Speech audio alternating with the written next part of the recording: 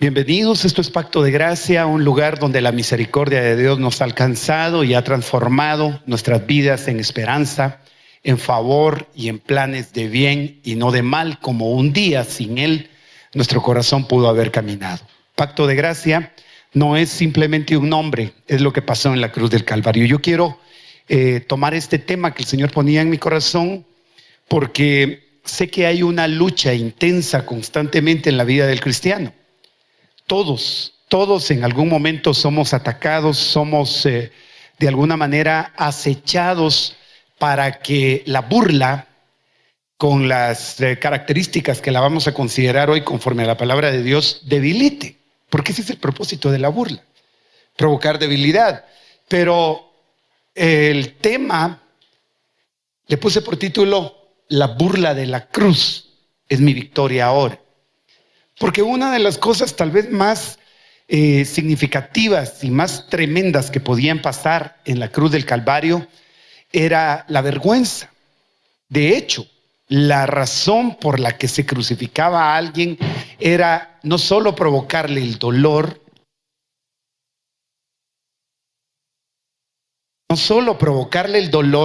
sino que también era provocarle vergüenza. Y la muerte de cruz solía ser una de las más vergonzosas. Habían muchas formas de muerte en esa época, pero llevar a alguien a la cruz solía llevarlo desnudo. Era un espectáculo público definitivamente, y eso provocaba tal vez una de las cosas más desgarradoras. Pero vamos a entrar de lleno a la palabra de Dios, y yo quiero empezar tal vez hablando un poquito de los procesos difíciles que en la vida a cada uno nos tocan. Mire, es inevitable que el proceso para formar el corazón no incluya muchas veces el dolor. Pero hay dolor a nivel del cuerpo, hay dolor a nivel del alma y hay dolor a nivel del espíritu. Un dolor intenso tiende a debilitar regularmente, tiende a llevar a un momento en donde alguien puede hasta pedir la muerte porque ya no soporta el dolor. Yo he escuchado, y es muy doloroso estar uno cuidando a un enfermo y en una etapa terminal oírle decir: Dios mío, ¿por qué no acabas ya esto? Señor, ¿por qué no me llevas? Señor, ¿hasta cuándo te vas a acordar de mí? Yo recuerdo esas palabras muy claras, dichas de una persona a quien yo amé mucho, mi madre. ¿Hasta cuándo te vas a acordar de mí? Porque había sido un proceso muy largo, bajo una circunstancia de enfermedad que la mente humana no la puede explicar. Para unos va a ser en el cuerpo, pero esto pasó a ser una tortura del alma. ¿Y por qué no decirlo del espíritu? Ahora mismo podría haber mucha gente que está pasando una situación de desesperación al punto de creer que ese estado de desánimo en el que entró no va a pasar. Una relación que ha sido conflictiva, quizás un matrimonio, quizás hijos, quizás no sé cuál sea la circunstancia. Un pecado puede llevar a torturar el alma de tal manera que se pierde la esperanza un día de salir de esa condición. Y yo veo en la Biblia casos diferentes, porque Dios va a traer hoy una unción que va a renovar fuerzas. Te lo anticipo en el nombre de Jesús, porque esta es la victoria de la cruz. Dice la Biblia que Él fue despreciado y humillado, varón de dolores, experimentado en quebranto. Pero ¿para qué habría Él de llegar a esa condición? Porque ese es nuestro estado. Esa es la condición del hombre en sus propios medios. Pero Él vino a pagar lo que tú y yo no podríamos pagar. Jesucristo, dice la Biblia, que vino, hermano, a pagar el rescate, vino a redimirnos, y es ahora un momento de aplicación. Un domingo de resurrección, como el mundo religioso suele proclamarlo hoy, se puede quedar en una festividad más dentro de una época cuaresmal, y tú no salir de ese aprieto en el que tu alma se encuentra y dejar la resurrección en una fecha del calendario, pero Él la quiere metida en tu vida de tal manera que te levantes de esa circunstancia, tal y como esa tumba se abrió, el encierro en el que has estado, la corrupción en la que tu vida podría haberse encontrado, se va a romper cuando proclames que Él vivo está. ¿Cuántos lo creen? ¿Cuántos le dan gloria a Dios esta mañana? Porque Él vive y permanece para siempre. Ahora, hay un pasaje en el libro de Job con el que vamos a introducir el tema.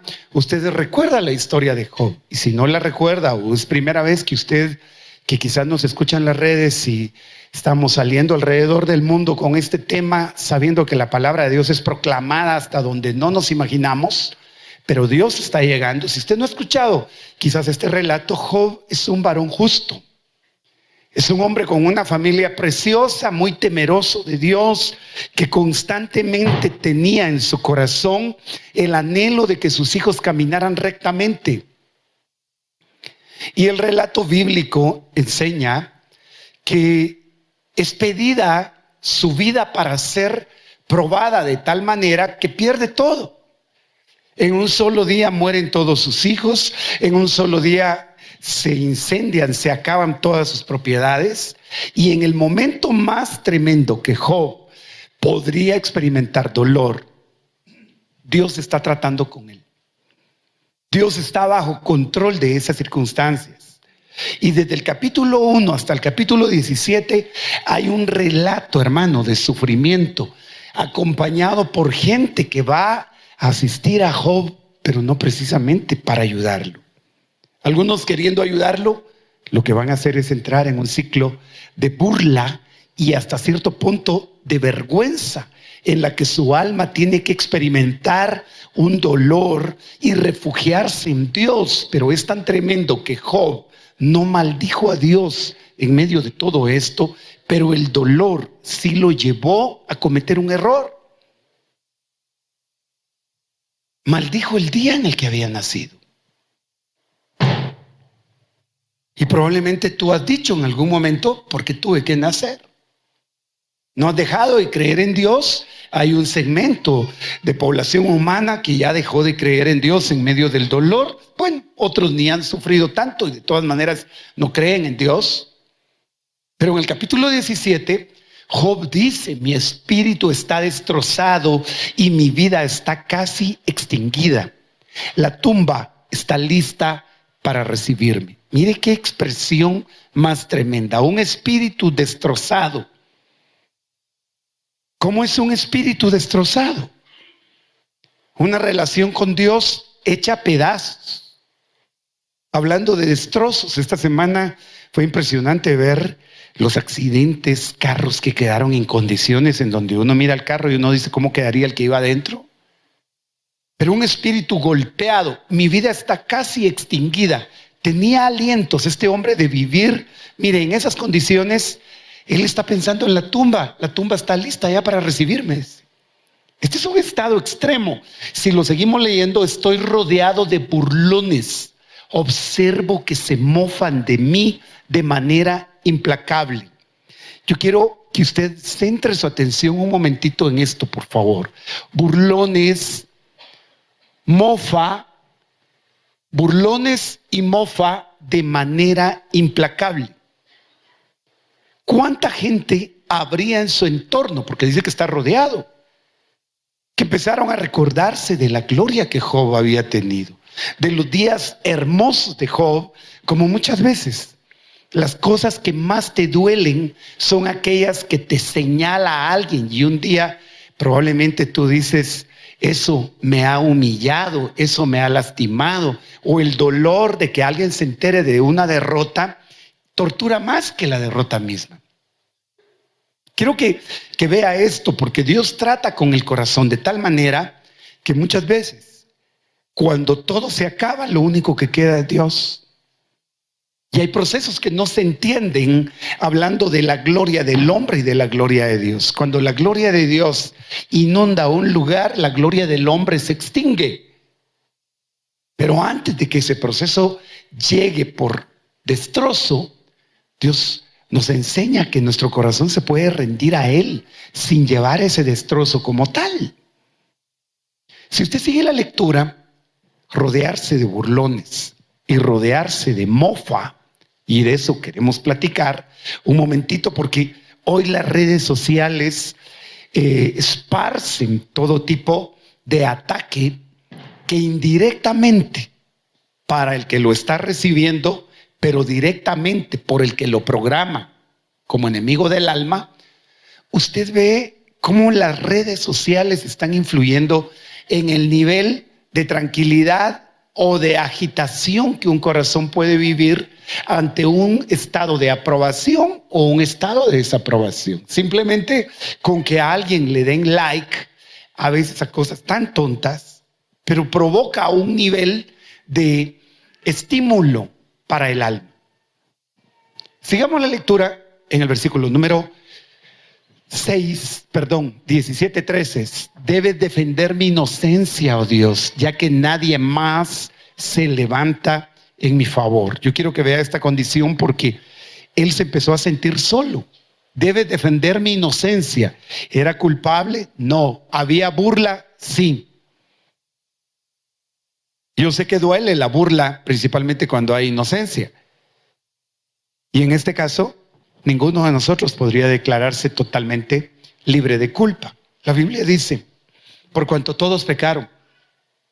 La Biblia dice, no hay justo ni aun uno. Es decir, hay una burla con causa. Pero Jesús, el único justo, el único que no cometió pecado, sobrellevó la burla y sobrellevó la culpa que a nosotros correspondía. En el versículo siguiente, por favor, estoy en Job 17:4. Le cerraste la mente para que no comprendieran, pero no permitas que triunfe. Entonces van a haber burladores, va a haber gente que se va a mofar, gente que se va a reír, y sin embargo, Dios permitió que a ellos se les cerrara el entendimiento para que no entendieran que lo que está pasando, tal vez en una vida que tiene burla y que tiene mofa y que tiene desprecio, es parte de un proceso en el que Dios habrá de glorificarse de tal manera como ahora mismo usted lo pudo ver en las redes.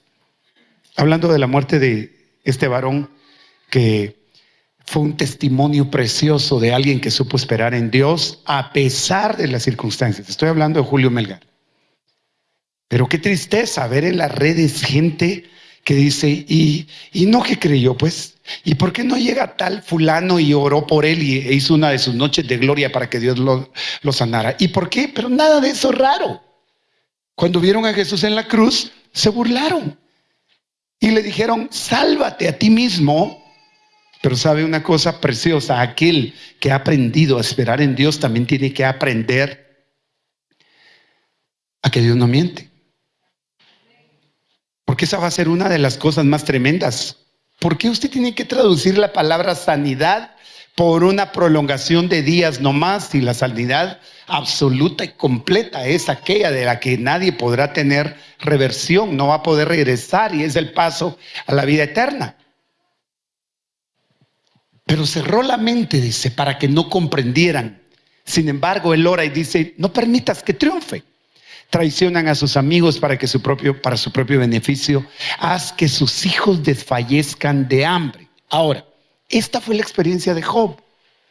La burla va a ser parte del proceso, tal vez, o del equipaje que nosotros no quisiéramos cargar, pero hay un propósito. Yo quiero preguntarte, y esta es una pregunta que resonaba hoy en el bosquejo que estaba armando. ¿De dónde viene tu debilidad? ¿Alguien se ha sentido débil alguna vez? Solo 4 somos terrestres. Los demás me impresionan, nunca se han sentido débiles. ¡Wow! Dele la mano al que está a la par, dígale, permítame felicitarlo, mis respetos. Instrúyame, oh maestro. O tal vez no es tanta la debilidad que ni pudieron escuchar. Vamos a ver, ¿alguien se ha sentido débil aquí alguna vez? Pero lo digo con mucha fuerza, ¿verdad? Entonces no está muy débil. Ok, ¿en qué quedamos? Me va a decir usted. Escúcheme, ¿de dónde viene la debilidad? ¿Dónde aprendimos nosotros a ser débiles? ¿Dónde aprendimos a ser débiles? ¿Usted cree que un bebé recién nacido o 3, 4 meses, él sabe lo que es ser débil? ¿Dónde aprendió a ser débil? Cuando él sintió que no tenía fuerzas para lograr algo y se vio sin el auxilio de alguien, experimentó algo que se llama incapacidad, algo que se llama debilidad. Pero aprendimos la debilidad. Si aprendimos la debilidad, tenemos que aprender lo que es la fortaleza. Y es que la burla no viene del vecino o de una red social o de alguien que escribió en un Judas para estos días. Esa práctica es común en muchos lugares, en donde la burla va a ser para querer destruir y sacar, y usted lo va a ver alrededor, y ojalá usted nunca tome parte de esto, porque Dios se va a burlar de los burladores, dice la Biblia. Eso es bien delicado. Cuando usted le pone un apodo a alguien, probablemente no se ha dado cuenta lo que provoca para debilitar a la persona. Job lo experimentó, rodeado de burladores. Ahora, ¿de dónde vino esa debilidad? ¿Quién te enseñó la derrota? ¿Qué hubiera pasado si en lugar de enseñarnos a que cuando alguien se burló de nosotros, lo que quería infundir era vergüenza por haber perdido o por haber sido derrotados? Porque este es un pensamiento recurrente en tu mente debido a que el diablo utiliza dardos encendidos de fuego para atacar tu mente y provocarte debilidad. La estrategia del diablo es primero atacarte, herirte y que ese dolor te debilite. Y una vez débil, el ataque segundo va a ser más certero, porque estás en un momento en el que ni sanaste la herida y mientras no la sanes, tus fuerzas no se recuperan. Entonces es interesante que alguien nos tuvo que haber enseñado la derrota. ¿Será que Dios me enseñó la derrota? Yo quiero hacer esta pregunta. ¿Será que la debilidad vino de Dios? Sí, la Biblia dice, diga el débil. Entonces la debilidad no puede venir de Dios. Yo soy tu fortaleza, yo soy tu fuerza. Mira que te mando que te esfuerces. Toda la palabra va a reflejar que Él es la fuerza, Él es la fortaleza. Él es la derrota.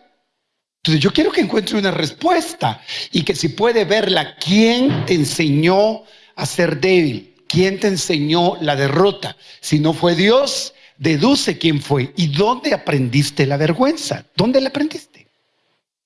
¿Dónde aprendiste la vergüenza?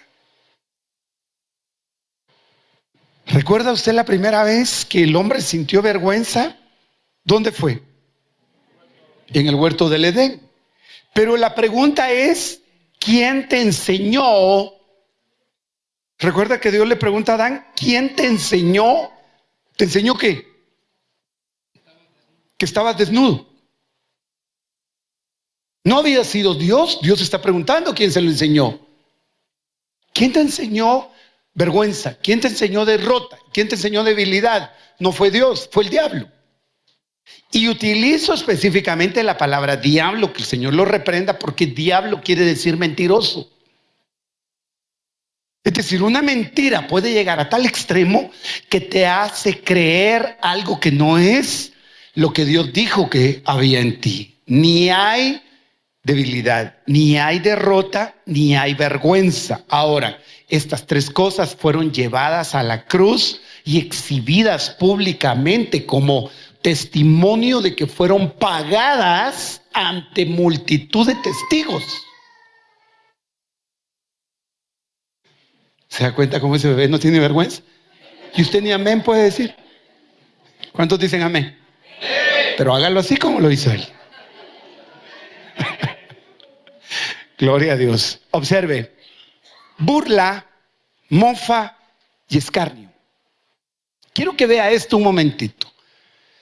¿Cuál es la diferencia entre las tres? Burla, mofa y escarnio. Pues las tres están en el contexto bíblico. ¿Se están refiriendo a una sola actitud? Sí, la mayoría de veces van a coincidir en una acción que busca celebrar derrota, celebrar debilidad y provocar vergüenza. Por eso es que la Biblia dice, bienaventurado el que no se sentó en silla, no lo escuché bien, en silla de escarnecedores. Y un escarnecedor es un burlador. Ahora, la burla nosotros la hemos entendido a veces como, a ver, saque la lengua y haga a alguien. Usted se puede burlar de muchas maneras. Usted probablemente se recuerda que los pleitos con sus hermanos la mayoría de veces eran porque ellos se burlaban de usted. Si usted todavía se sigue burlando de sus hermanos, que Dios se apiade de usted. Me va a decir, en casa ya no, pero ¿cuánta gente aún dentro de la iglesia misma sufre debilidad y cae en derrota cuando se centra en esto? En la burla, en la mofa y en el escarnio. Ahora, yo fui a buscar al diccionario la palabra escarnio para poder tomar un contexto un poquito más amplio quizás de esas tres y resumirlo en la palabra escarnecedor. La palabra escarnio dice que es una burla cruel cuya finalidad es humillar o despreciar a alguien.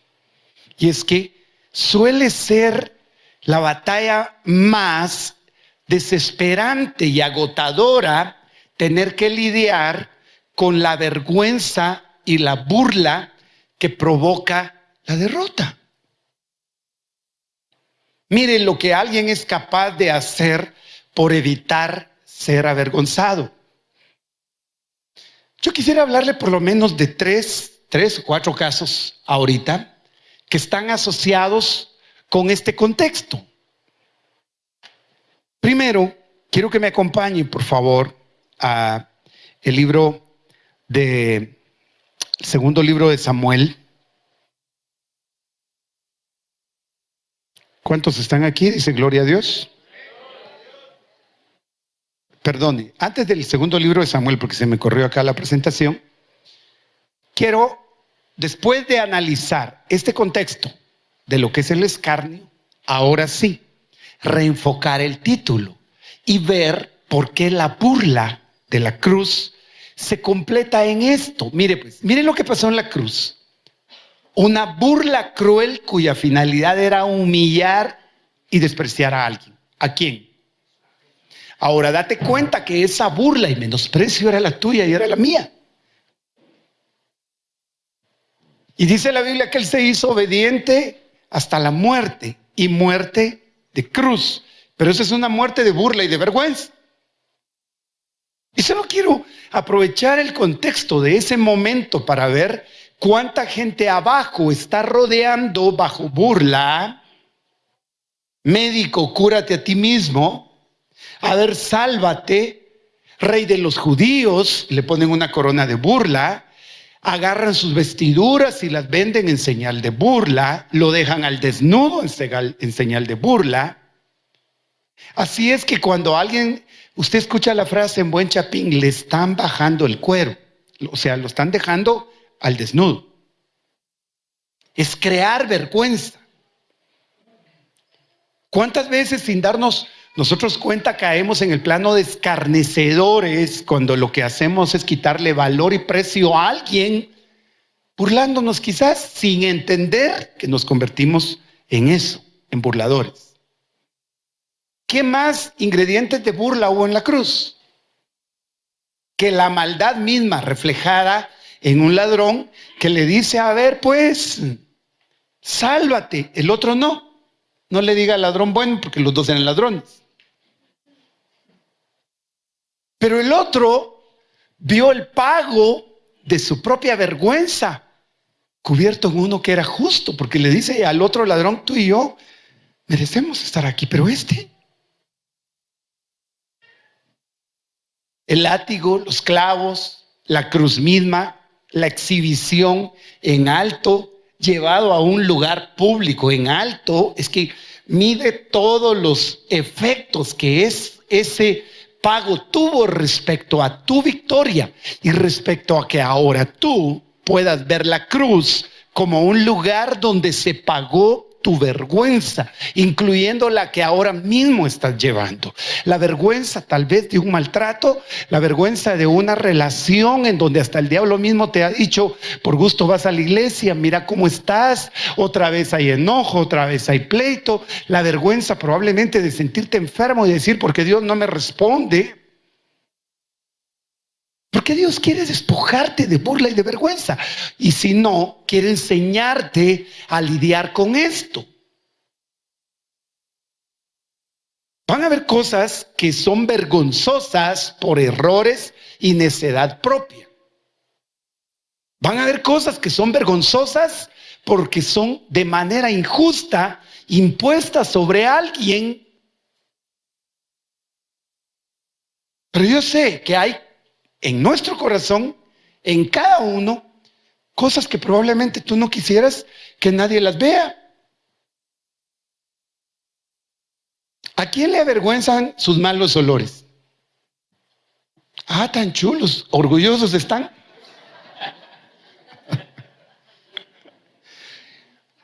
Todos tenemos un proceso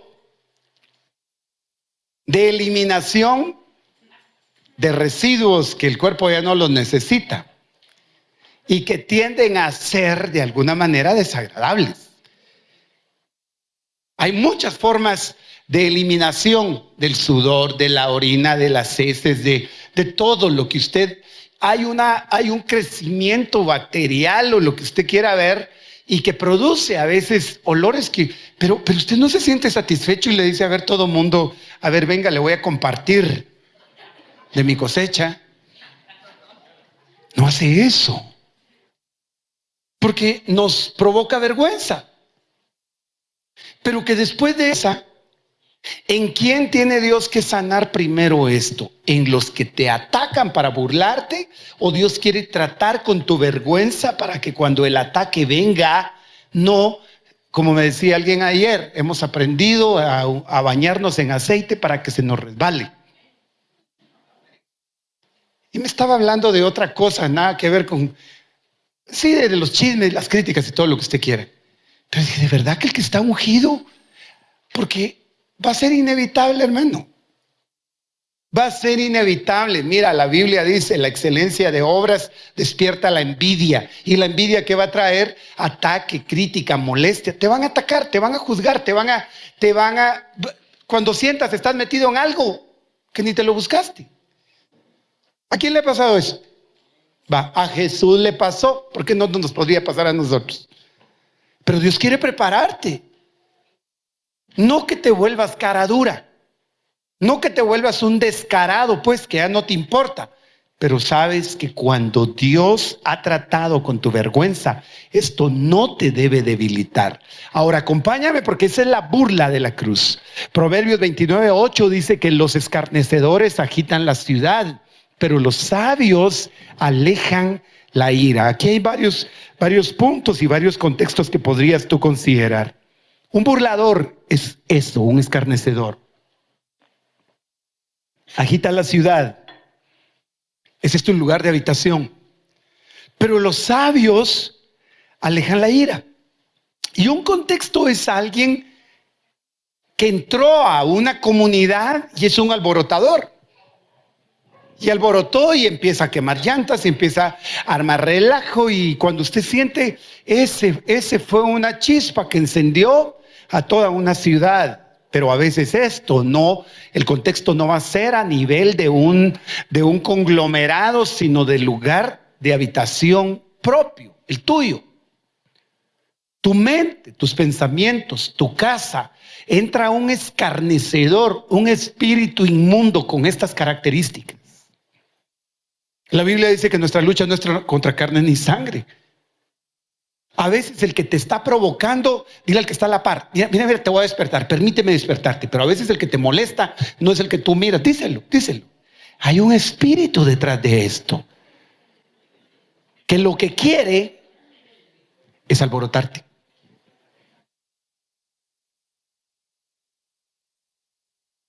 Y esta versión, que es la Biblia de las Américas, en el 29:8, siga conmigo: los hombres escarnecedores ponen la ciudad en llamas, mas los sabios apartan la ira.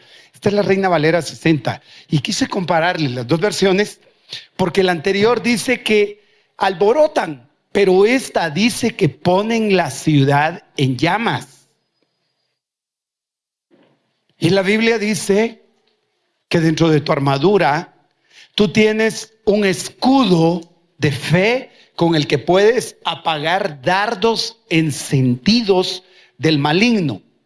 ¿Qué quiere decir esto? El diablo tiene a sus arqueros, tiene una especie de, ¿cómo se lo ilustro? Tiene una especie de atacantes armados con arco y flecha encendida con fuego, que te lanzan pensamientos. A veces van a poner gente con palabras para que te enciendan, pero en ti no puede haber maleza seca, no puede haber algo que sea incendiario. Tú puedes apagar esto cuando tienes un escudo de fe. Si el diablo lanza, así como se supone que ha pasado en muchos lugares, que cae algo encendido con fuego del cielo por alguna imprudencia de alguien, como un incendio que se dio hace algunos pocos meses en una ciudad cercana. Se supone que uno de esos globos encendidos cayó en la instalación y fue un incendio que extinguió el lugar. ¿Qué pasa cuando el diablo te tira un dardo? Porque mira, un escarnecedor pone la ciudad en llamas, dice. Y lo más tremendo es que ¿qué te consumió? Tu ánimo, tus ganas, tus planes, tus sueños. Un escarnecedor en forma de marido o en forma de esposa. Y las palabras que dijo te devastaron. Pero aquí hay dos tipos de personas. Está hablando de un escarnecedor, de un hombre escarnecedor y de un hombre sabio. ¿Ya lo viste? Pero el sabio aparta. ¿Y la ira de quién apartaría? Si tú eres un pacificador en la ciudad, vas a decir: momento, tranquilo pueblo, momento, tranquilo, no vamos a entrar en batalla. Pero si es a nivel tuyo, a nivel de casa, y tú mismo eres el sabio, que en lugar de enojarte, apartaste la ira y dijiste: no, esto es un ataque del enemigo, yo voy a pararme en lo que la Biblia dice. Yo tengo un concepto de Dios que Dios trazó conmigo y esto no lo va a echar a perder. Los hombres escarnecedores te van a encender en cólera. ¿A quién le gusta que se burlen y de repente usted se entera de lo que andan hablando? Por no ver que lo que tiene tal cosa, por no ver que tal cosa es tal otra, por no... ¿Usted se siente satisfecho con eso? A todos nos molesta. ¿Sí o no? Pero usted tiene que distinguir que el escarnecedor eso era lo que quería. Ahora, observe. Acompáñeme por favor al 29:9. Si el hombre sabio contendiere con el necio, que se enoje o que se ría, no tendrá reposo. Oiga, el sabio que pelea va a ver que el necio se enoja o se ríe, pero reposo no tiene. Ese que te escarnece no va a encontrar paz. Es más, la Biblia dice que cuando tú actúas de esta manera, amontonas brasas de fuego sobre su cabeza. Te quiso lanzar a ti hoguera encendida y lo que tú hiciste fue agarrar todas esas brasas y amontonárselas en la cabeza, y ese pobre no tiene paz porque no logró lo que pudo haber querido en tu corazón, porque no eras material para que él utilizara. Los hombres sanguinarios aborrecen al perfecto, mas los rectos buscan su contentamiento. Así que cuando tú tratas de caminar en rectitud, va a haber gente que te va a atacar, pero solo estoy creando este contexto para hablarte de gente que no pudo soportar en algún momento el desprecio o la burla. ¿Estamos acá? Mira, pues, ¿cómo un pensamiento puede llevar a alguien a incendiar y acabar con todo su futuro? Hay gente que no pudo soportar la vergüenza ni la burla de no lograr en la vida lo que quiso, le perdió el amor a la vida y un día la solución inmediata es quitársela. Judas no soportó el peso de la culpa. Pero yo veo acá gente que fue pasada y procesada con un momento de crisis y no soportó la vergüenza que los demás pudieron haberle recalcado y tomó decisiones incorrectas. Hay un hombre en la Biblia que se llama Ahitofel. Este hombre había sido consejero de David y fue consejero de Absalón. Hombre, dice la Biblia que cuando consultaban a Ahitofel era como consultar a Dios. Seguían sus consejos de tal manera, pero el hombre se envaneció de alguna manera y el día que no tomaron su consejo decidió suicidarse. El día que las cosas no salen como querías, hay gente que se vuelve tan fácil en desboronarse, en caerse, en desarmarse, como que si el escarnecedor le lanzó un dardo y lo incendió. Mire, hay un movimiento actual para manejar vergüenza que va acompañado de autodestrucción.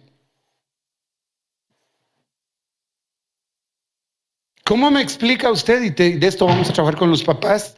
La corriente esta actual que está en las redes sociales que le sugiere a los niños quitarse la vida. Un ataque espiritual demoníaco, un demonio ahí llamado Momo,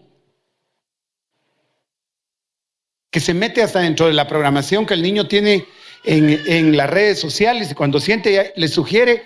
Publicaron una imagen donde le dan todos los pasos al niño para poder hacer una soga y crear un nudo. No sé quién lo vio. Si usted lo vio, si no lo vio, se lo voy a colocar ahí en alguno de los grupos para que lo chequee, pero no para que lo comparta con sus hijos. Pero ¿cómo es posible que al niño, al final de que le enseñan a hacer todo el nudo y están todos los pasos y está diseñado para niños, luego le enseñan a colocarlo en un lugar, a poner un banquito y luego le dice, y con esto lograrás el triunfo, empuja el banco y la silla? Porque lo que el niño quería era triunfo, era aprobación. En su mentalidad, mire, cualquiera diría, es que no es posible que el niño haga eso. Lo que a mí me sorprende es que una mente tan diabólica y demoníaca sea capaz de elaborar todo ese material gráfico, colocarlo, porque hay una batalla de burla y de escarnio en esto. Y tal vez alguien me diga, yo no tengo ese problema porque ya no soy niño, pero juegas con la idea de que quieres abandonar tus proyectos, tus planes, tus procesos no están terminados cuando Dios fue el que los empezó. Así es que no tiene lugar el desánimo, la derrota ni la vergüenza cuando sabes que Dios mismo es el que te llamó y el que te escogió. Segundo libro de Samuel 16:23. El consejo que Ahitofel daba en aquellos días era como si uno consultara la palabra de Dios. Así era considerado todo consejo de Ahitofel, tanto por David como por Absalón. Este hombre tuvo de alguna manera la satisfacción de sentirse importante. Y el día que deja de serlo, y la burla llega, y el escarnio llega, miren lo que va a hacer. Es interesante que un capítulo, del capítulo 16 al capítulo 17, su mundo le da vueltas. Es interesante que a Job en un día la vida le dio vueltas. Es interesante que a Noemí en un día la vida le dio vueltas. Se murió su esposo, dejó Belén, se fueron a habitar a Moab. En Moab se muere el marido, se queda viuda, se mueren sus 2 hijos y de la noche a la mañana dice, mi nombre era placentera, era dulce, era la mujer más satisfecha, ya no me llamen así, ahora llámenme amarga, llámenme la mujer más triste y deprimida. Es interesante que Ahitofel en un día, o lo voy a poner así, en un capítulo, ¿qué cosas te han cambiado de la noche a la mañana? ¿Qué pasaría? Que Dios te libre. Yo sé que vas a decir, yo reprendo en el nombre de Jesús, pero ¿qué pasaría si tú perdieras todo en un día? Si una discusión que tuviste es capaz de decir que ya no tienes ganas de vivir, ¿Dónde está tu pacto con Dios? ¿A quién conociste? ¿Conociste al Dios de los chapuces o conociste al Dios que exhibió públicamente su victoria en la cruz del Calvario? ¿De qué cosas te has desanimado cuando algo cambió? ¿Una infidelidad? ¿Alguien te traicionó? ¿De la noche a la mañana te diste cuenta que tu mundo cambió? ¿Qué pasaría si un día de estos descubrieras que tu casa está hipotecada y ni lo sabías?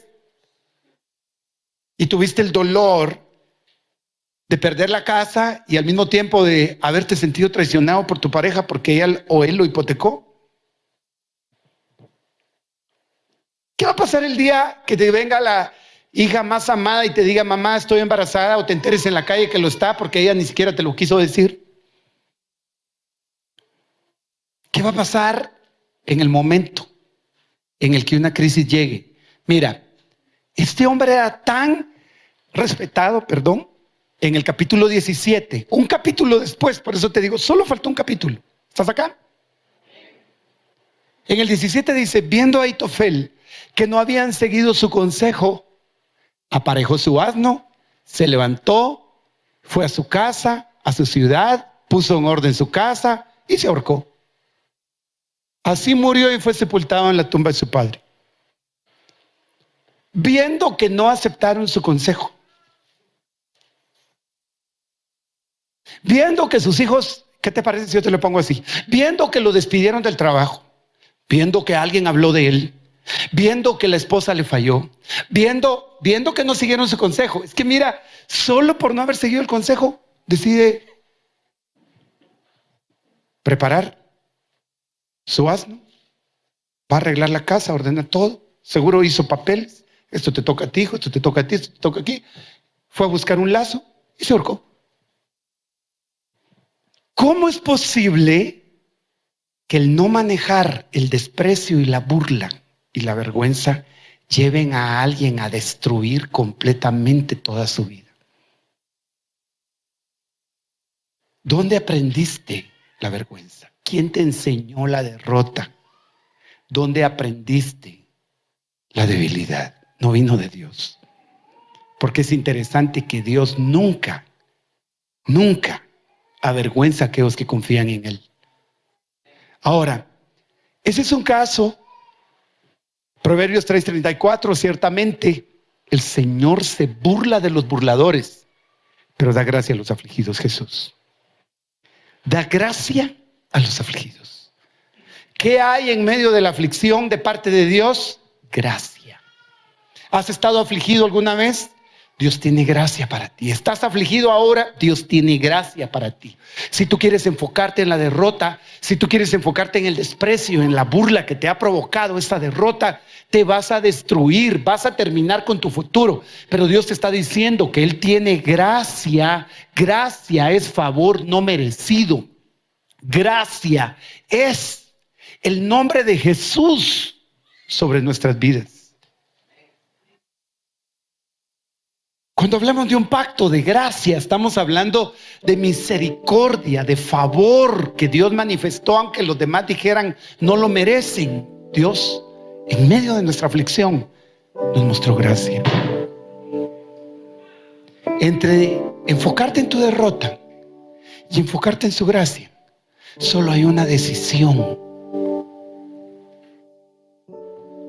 Cualquier muro cae cuando tú le crees a su gracia. Cualquier barrera se derriba, cualquier mar se abre, cualquier prisión que el enemigo haya levantado en tu entorno se cae cuando te enfocas en que tú no lo merecías y que Dios no se burló de ti, sino al contrario, lo que Él sintió por ti fue gracia. Y ten presente esto: Él se va a burlar de los que de ti se burlaron. Él es el que va a preparar mesa delante de ti, mesa servida, y te va a servir delante de tus angustiadores. Pero si lo que tú quieres es hacerle fiesta al burlador y magnificar al burlador, porque cómo te hirió, cómo te lastimó, es que viera todo lo que dijeron, es que yo sé, yo me he sentido así, hasta que de repente recapacitas y dices, momento, ¿qué pasa acá? Yo no le puedo dar la gloria al que me destruyó, al que me criticó, al que me señaló. Después de todo, no era él, había un demonio, un escarnecedor detrás de él, para que usándolo a él me destruyera a mí. Pero el Señor se levantó y me dio gracia. Y viene el día en el que vas a ver a Dios burlarse de tus burladores. Pero no pienses en la persona. Mira el mundo espiritual que hay detrás de esto. Ruth 1:20. Esta es Noemí. Ella les dijo: no me llaméis Noemí, llamadme Mara, porque el trato del Todopoderoso me ha llenado de amargura. Me ha llenado de amargura.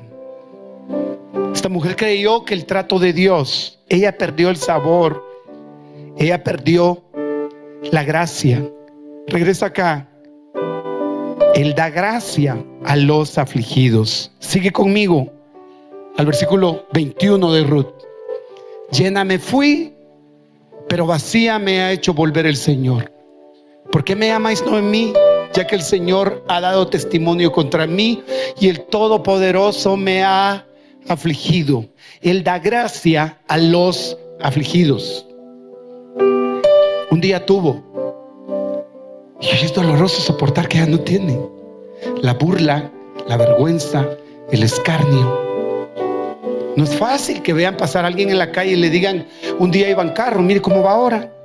No es fácil que un día alguien te diga: te pusieron los cuernos. No es fácil que un día alguien te diga: caíste. ¿Y dónde está el Dios que un día me hablaste? ¿Y dónde está lo que un día enseñabas? Y no soportas esa vergüenza. ¿Sabes qué? Dice acá que ella creyó que el Señor la había afligido. Pero sabes, esta mujer es espectacular, porque Dios va a usar ese proceso para abrir paso a la línea de la cual Jesús va a nacer. De esta línea va a nacer David. De esta línea va a nacer Jesús. Lo que un día fue la vergüenza de una mujer que enviudó, que murieron sus hijos, de una mujer que hasta decidió que ya no la llamaran más por su buen nombre, sino que le dieran un nombre que reflejaba su dolor. Hasta tu música cambiaste quizás. No te volviste romántico, te volviste desastroso, porque esa música de alguna manera encaja con cómo te sientes. ¿Sabes? El Señor quiere coronarte de gracia esta mañana. Y sin importar dónde estés, Dios va a llegar hasta ese lugar y te va a traer una palabra. Jueces 16:23 habla de Saúl. Saúl en la batalla final, a punto de morir. Los príncipes de los filisteos se reunieron para ofrecer un gran sacrificio a su dios Dagón, para regocijarse, pues decían: nuestro Dios ha entregado a nuestro enemigo, perdón, Sansón, no es Saúl, estoy anticipándome al pasaje. Hay una fiesta de enemigos aquí a su dios Dagón, un dios pagano.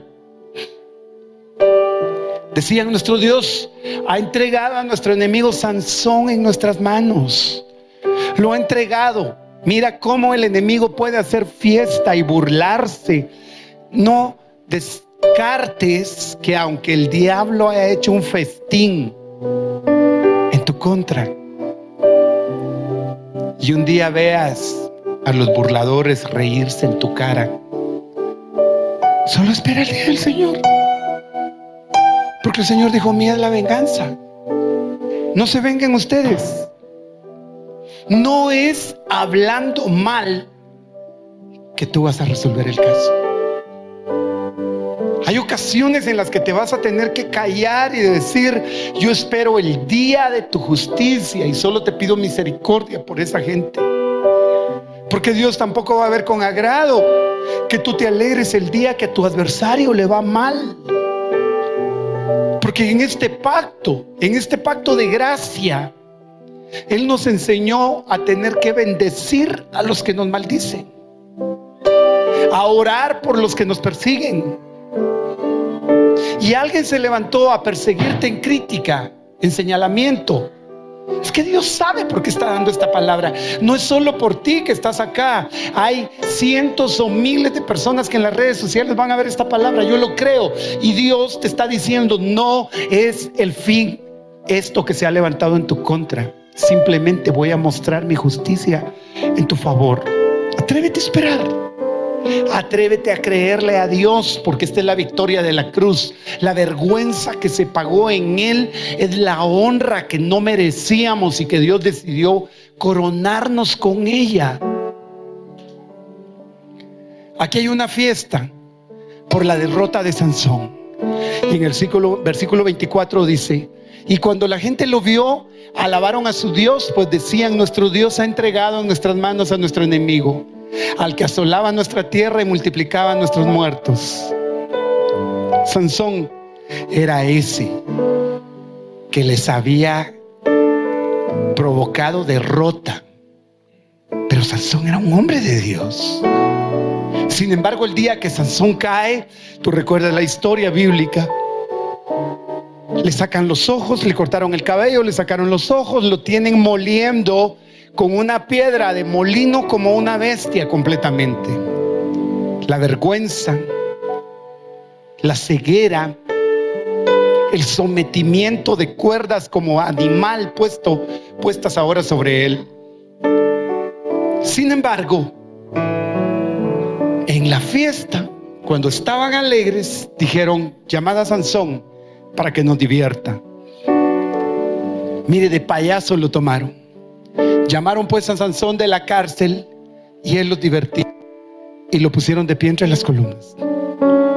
Obviamente que la diversión no era porque Sansón contaba chistes o porque Sansón hiciera un espectáculo agradable que los demás no podían hacer.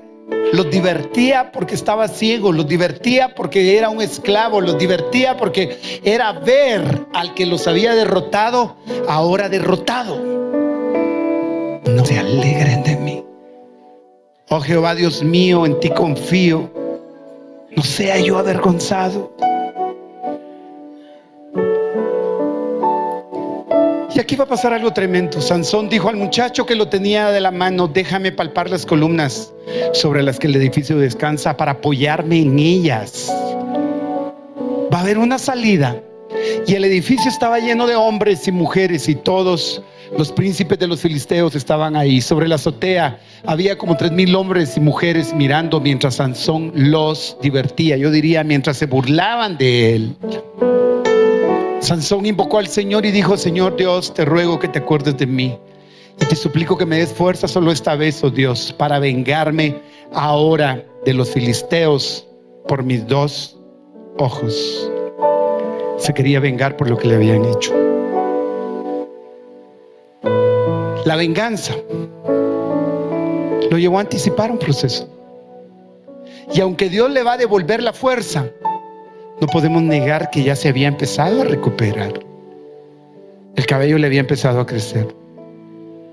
¿Acaso suicidarse era la mejor forma?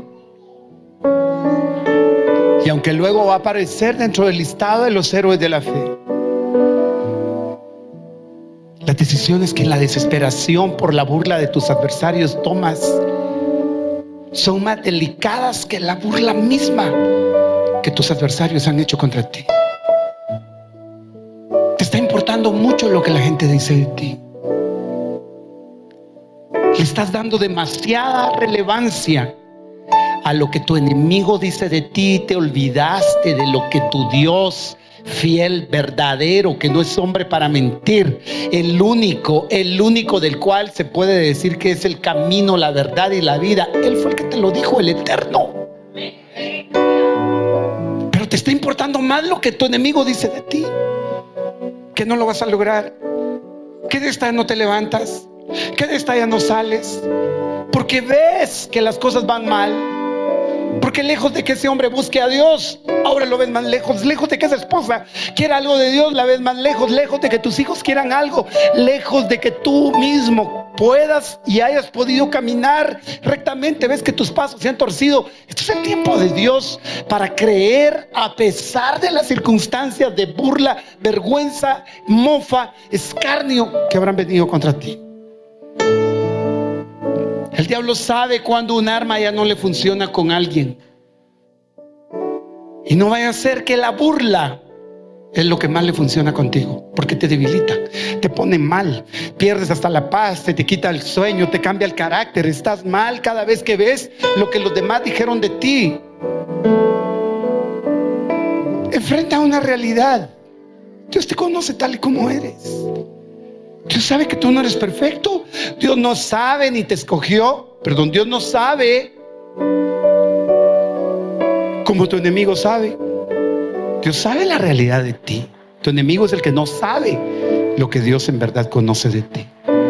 Y Dios te escogió no porque seas perfecto, no porque no le falles, no porque lo merezcas. Te escogió porque Él te conoce tal como eres, y a pesar de eso Él decidió pagar todo por amor a ti. Terminemos.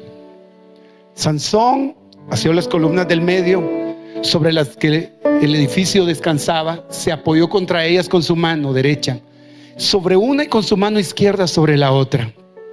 Mire qué cosa más tremenda.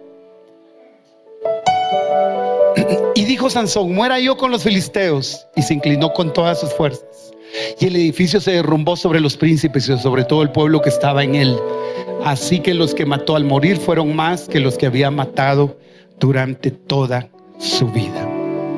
Entonces descendieron sus hermanos y toda la casa de su padre, tomándolo lo llevaron, lo sepultaron entre Sora y Estaol en la tumba de Manoa su padre. Él había juzgado a Israel 20 años. Yo me sigo preguntando, ¿acaso ese sería el mejor final? Y el último de los casos, te hablé de Ahitofel, te hablé de Noemí, te hablé de Sansón, y te voy a hablar para terminar con Saúl. No soportó la vergüenza. A Saúl le encantaba ser honrado delante del pueblo. Le encantaba que le echaran flores. Lo ponía mal cuando oían que se hablaba bien de otro y no de él. David mató a sus 10,000 y Saúl solo mató a 1,000. Eso lo puso mal. ¿Cuántas veces te impacientas porque no se dice lo que quisieras de ti, se dice de otros? Dios está probando el corazón de muchas maneras. ¿Sabes?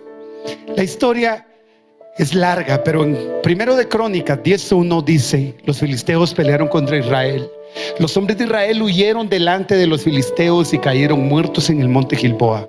El pueblo de Dios está derrotado aquí, míralo. Eso es vergonzoso. Los filisteos pelearon contra Israel. Israel huyó. ¿Te ha tocado huir a veces ante una crisis, lejos de haberla enfrentado? Respondiste lo que no debías. A veces hemos tomado decisiones y después decimos: Dios mío, ¿qué hice? Me debía haber quedado callado mejor. ¿No te ha pasado? ¿Sí o no? Y hasta después analizas: lo debía haber abordado de otra forma. Tengo que buscar el momento para encontrar, resolver esto, porque no fue la mejor manera de hablarlo. Levánteme la mano al que ha tenido esa crisis, solo para ayudar al que está a la par de usted. Baje su mano. Y si fue con un hijo, ¿sabe por qué? Porque después nos duele que nos digan: tenemos un cargo, un liderazgo. El que es padre va a decir: qué feo es que un hijo diga: mi papá falló, mi papá. El pastor, mire cómo me respondió. El jefe, mire cómo me respondió. Nos pasa a todos. Ahora observe, pelearon, ellos huyeron, los filisteos persiguieron muy de cerca a Saúl y a sus hijos y mataron a Jonatán, a Abinadab y a Malquisúa, hijos de Saúl. Le mataron a los 3 hijos. Y el mismo día, y que un padre vea a sus hijos morir, sus sueños, sus esperanzas, sus planes, uno de ellos iba a ser el heredero, y lo ve morir. Era para decir: aquí se acabó todo. ¿Ha habido algún proyecto en el que tú dijiste: aquí se acabó todo? Aquí, no más, un día más, ya no lo soporto. Todo lo que yo creí que iba a ser no fue, se acabó. Mire qué espíritu más horrendo de burla, escarnio, mofa, que no estaba operando todavía en todos los de afuera, porque ni sabían que eso había pasado, pero estaba pasando en la cabeza de Saúl y no lo pudo soportar. 10:3 de Primero de Crónicas: y arreció la batalla contra Saúl, los arqueros lo alcanzaron y fue herido por ellos. El escarnecedor enciende la ciudad y la alborota. ¿Se recuerda que tocamos ese punto? Dice que los arqueros, le dije que hay arqueros en su contra, y usted tiene que tener un escudo de fe. Oiga lo que le voy a decir, que no le importe que hayan arqueros mientras usted esté armado, porque caerán 1000 y caerán 10,000 y si quiere caerán 100,000, pero usted no va a llegar. No temerás saeta que vuele de día, ni temerás el terror nocturno. Ahora, no fue así con Saúl. Fue herido por ellos. Entonces Saúl dijo a su escudero: saca tu espada y traspásame con ella, no sea que vengan estos incircuncisos y hagan, ayúdeme, y hagan burla. ¿A qué le temía? A la burla, y hagan burla de mí. Pero su escudero no quiso, porque tenía mucho miedo, por lo cual Saúl tomó su espada y se echó sobre ella, se suicidó por temor a la burla. Estaba herido, pero no estaba muerto. Estaba derribado, pero no estaba derrotado. Te han herido, pero no estás muerto. Te han pelado, te han criticado, te han insultado, te han humillado, pero no estás terminado. Es el tiempo de levantarse. Es interesante que este criado fue atacado por el mismo espíritu, porque él no tenía por qué haberse quitado la vida. Hay espíritus de muerte que cuando rodean un lugar empiezan a atacar no solo a su primer presa, sino empiezan a desanimar a los demás. El arquero no quiso, el escudero no quiso matarlo. Pero en el versículo 5, al ver su escudero que Saúl había muerto, él también se echó sobre su espada y murió.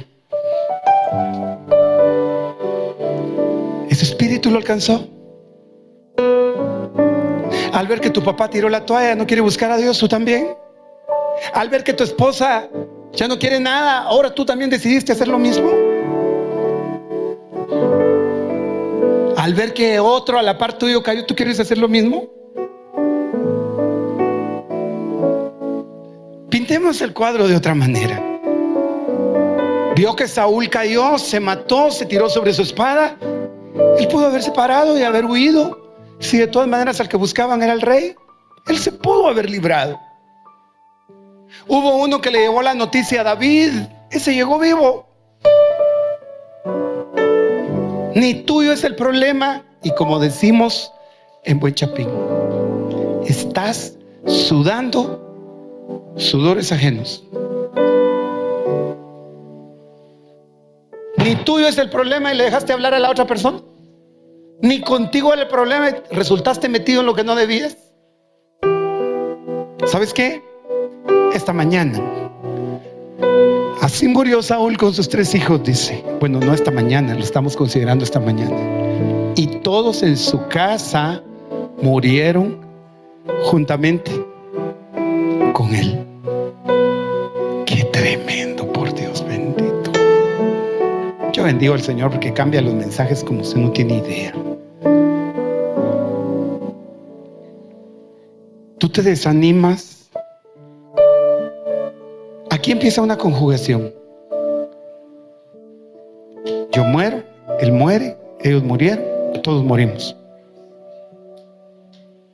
Si tú desmayas en tu fe, hay mucha gente que va a ser infectada porque tú habrás sido un canal de vergüenza. Así que tu Dios no es un Dios de vergüenza.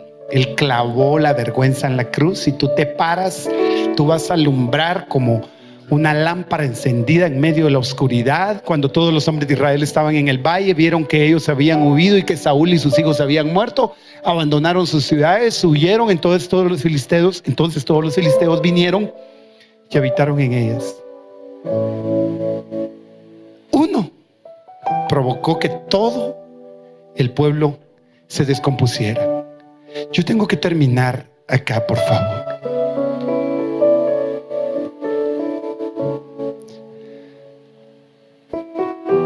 El Salmo 22:7 dice: todos los que me ven se burlan de mí, sonríen con malicia y menean la cabeza mientras dicen. Este es un salmo profético. Sé que el tiempo corrió. Ese salmo está reflejando la muerte de Jesucristo. Pero imagínese usted, se burlan, sonríen con malicia y menean la cabeza y dicen. Imagínese usted a alguien meneando la cabeza cuando lo mira a usted. ¿No le ha tocado eso alguna vez? O usted miró a alguien y dijo: pedazo de animal este. Bueno, para nada. Que digan eso de nosotros no es nada grato. Sin embargo, dijeron: este es el que confía en el Señor, entonces que el Señor lo salve. Si el Señor lo ama tanto, que lo rescate. ¿No te han dicho alguna vez eso? ¿Dónde está tu Dios? Pues, ¿no que confiabas en Él? ¿Dónde está? Porque no viene en tu ayuda. Todos dicen: me arrojaron en tus brazos al nacer voy a regresar acá. Sin embargo, me sacaste a salvo del vientre de mi madre. Desde que ella me amamantaba, me hiciste confiar en ti. Me arrojaron en tus brazos al nacer desde mi nacimiento. Tú has sido mi Dios. No te quedes tan lejos de mí, porque se acercan dificultades y nadie puede ayudarme. Mis enemigos me rodean como una manada de toros. Toros feroces de Basán me tienen cercado. Como leones abren sus fauces contra mí. Rugen y despedazan a su presa. Mi vida se derrama como el agua y todos mis huesos se han dislocado. Mi corazón es como cera que se derrite dentro de mí. Mi fuerza se ha secado como barro cocido. La lengua se me pega al paladar. Me acostaste en el polvo y me diste por muerto. Mis enemigos me rodean como una jauría de perros. Una pandilla de malvados me acorrala. Han atravesado mis manos y mis pies. Esto es precioso, ese salmo profético. Pero sabes, todo esto es el asedio a tu vida y cómo te has sentido y te podrías sentir. Pero es la razón por la que Él lo pagó. Puedo contar cada uno de mis huesos. Mis enemigos me miran fijamente y se regodean. Se reparten mi vestimenta entre ellos y tiran dados por mi ropa. Es el Salmo 22. Señor, no te quedes lejos. Tú eres mi fuerza. Ven pronto en mi auxilio. Por eso es que Él nos predestinó para ser sus hijos. Ponte de pie esta tarde. Yo quise poner esta cita para cerrar, porque mientras tu enemigo planifica burla para debilitarte, vergüenza para debilitarte, escarnio para debilitarte, la Biblia dice que Él te escogió en amor para ser adoptado hijo suyo por medio de Jesucristo, según, no tus obras, según, no la voluntad de la gente, según, no si lo mereces o no lo mereces, según el puro afecto de su voluntad. No quiero que esto parezca abusivo y va a sonar duro, pero cuando alguien se burle de ti, tú le vas a hacer entender que Dios a ti te escogió porque a Él le dio la gana escogerte. El apóstol Pablo lo dijo en términos bien especiales: según el puro afecto de su voluntad, según el puro amor de su voluntad. Ahora, mientras otros se burlan, Dios te escogió para que tú lo alabes, para la alabanza de la gloria de su gracia, con la cual te hizo acepto. Pasen, hermanos.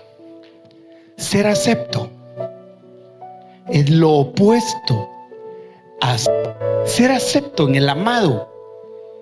Es la medicina para el desprecio, para el menosprecio. Cuando el Señor te vio a ti, lo que vio fue el amor que tiene por su Hijo Jesús. Nos hizo aceptos en el amado.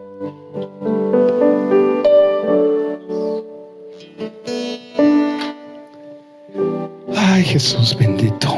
Mire, perdone la comparación si le va a parecer burda.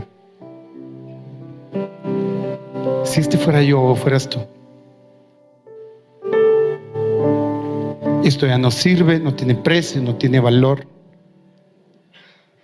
Pero literalmente lo colocaron en Jesús. Y ahora cuando el Padre me ve a mí, no me ve a mí, lo que ve es a su Hijo Jesucristo.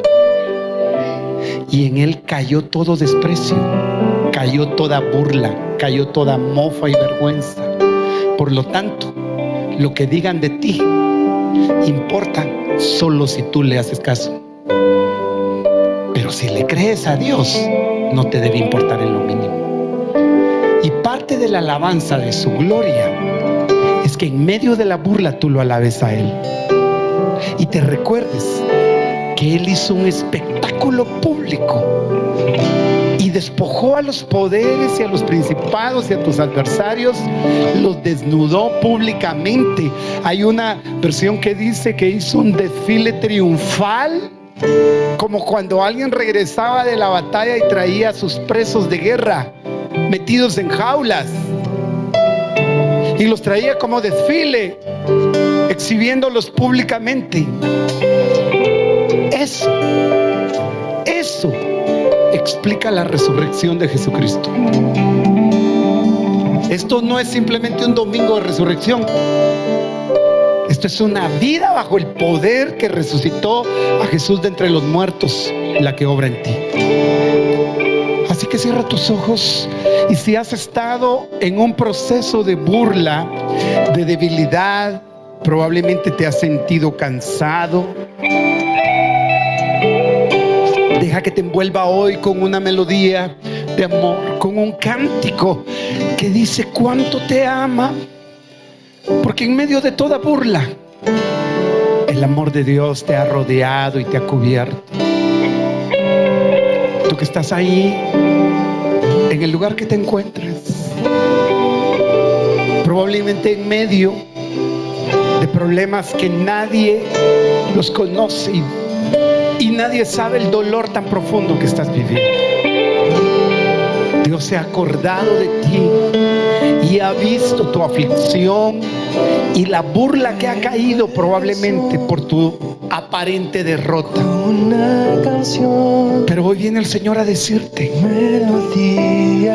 que Él te hizo acepto en Jesucristo. Si no le has entregado tu corazón, este es el momento. Ahí en donde estás, puedes abrir tu corazón y tus labios. La Biblia dice que si confiesas con tu boca y crees en tu corazón que Jesús es Señor, serás salvo. La Biblia dice que Él se ha levantado en favor de los desvalidos. Te sientes incapaz, te has sentido impotente de cambiar esas cosas, pero el Señor te está hablando. Ora conmigo si quieres hacerlo y dile: Señor Jesús, perdona mis pecados, te recibo como mi Señor y como mi Salvador. Creo que moriste en la cruz, que resucitaste al tercer día. Sálvame, Jesús. Mi vergüenza fue pagada en ti. El desprecio, la burla, tú la llevaste en la cruz al morir, Señor, y hoy la burla sobre ti es mi victoria. Lo que tú pagaste fue para hacerme victorioso, porque triunfaste en la cruz, pagando el precio absoluto. Hermano que estás acá, levanta tus manos un momentito y deja que el Señor te ministre fuerza. Ahora aprende a ser fortalecido. Aprendiste la debilidad, aprendiste la vergüenza, ahora aprende la honra que te ha sido dada en Jesucristo. Esa sangre fue pagada para perdón de nuestros pecados. Él te vistió con vestiduras de honra, iglesia. Ahora en el nombre de Jesús, toma fortaleza. En el nombre de Jesús, gracias, Señor, por tu presencia en este lugar. Última vez. Ya no soy un esclavo del temor y de la vergüenza. Un esclavo del temor. Yo soy.